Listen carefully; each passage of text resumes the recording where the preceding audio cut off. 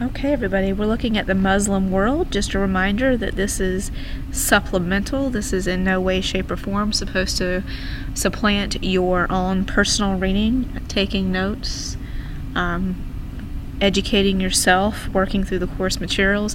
But essentially what I'm doing is providing to you an overview. I'm providing you some summaries and highlighting key points and key understandings.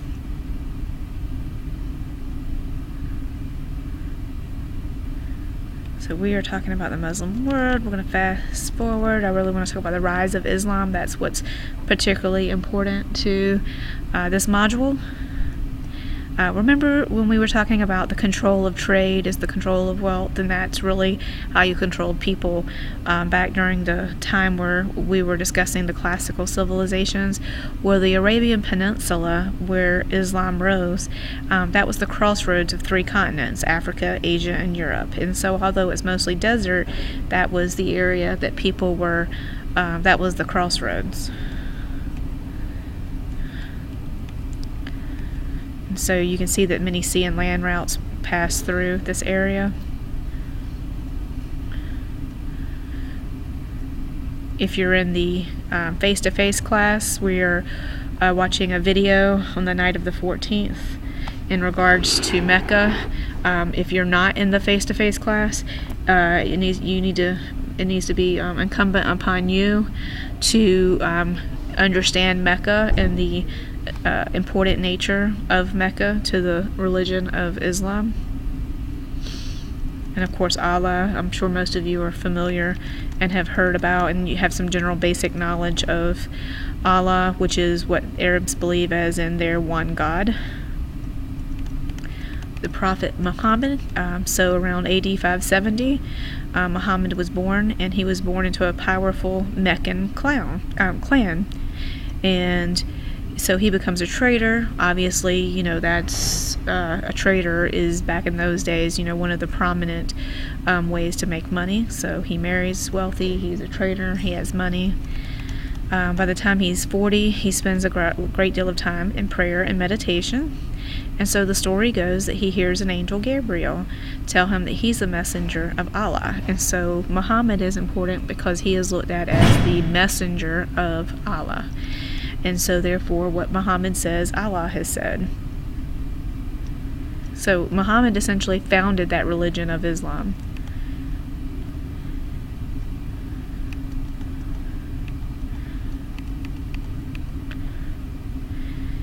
And so this migration, this what was come to be known as a pilgrimage, is extremely important to the religion.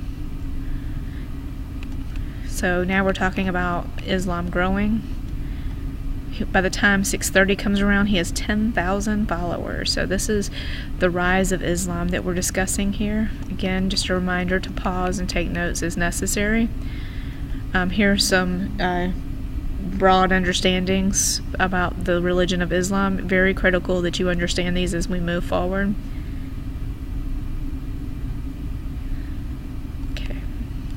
There's 5 pillars. Once again, make sure that from your notes that you have these already. If not, this is your opportunity. The Hajj, or the pilgrimage to Mecca, again, for those of you who are in the face-to-face class on Friday nights, we'll be looking at that in depth on Friday evening. But if you're not in the face-to-face class, then this is your opportunity to educate yourself and explore what the significance of Mecca is. I recommend a National Geographic video called Inside Mecca. If you're interested in learning more about Mecca, as I'm asking you to take upon yourself, for those of you who are not in the Friday night class, if you email me, I can certainly send you some resources. Their source of authority is important, the Quran.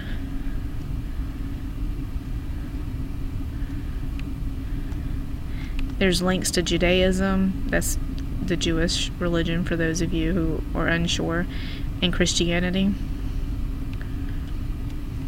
And so here's really the kind of part that's connected to the empire part, as it spreads. And remember, last lecture we talked about this spread of the classical civilizations, their rise and their fall. So this is a more in-depth look at Islam.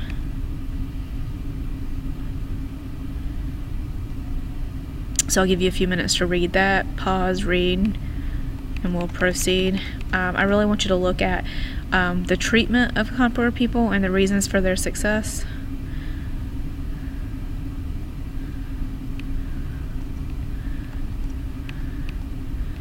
And remember how I said at the beginning of the course, and I'm sure said it ad nauseum, for most of you now, you've heard it so many times, that world history is critical for you to understand some of these foundational pieces that impacts our world today. So we're always talking about the Sunnis and the Shiites on the news, and when we talk about Iraq and Afghanistan, all of this goes back deep, deep, deep into world history.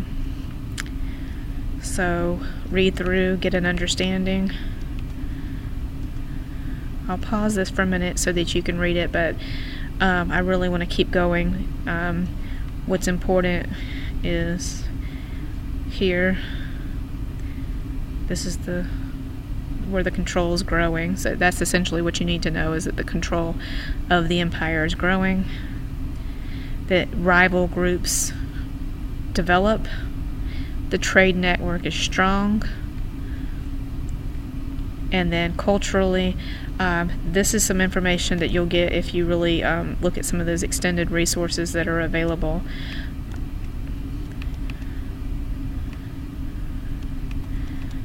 All of this is kind of auxiliary information to the spread.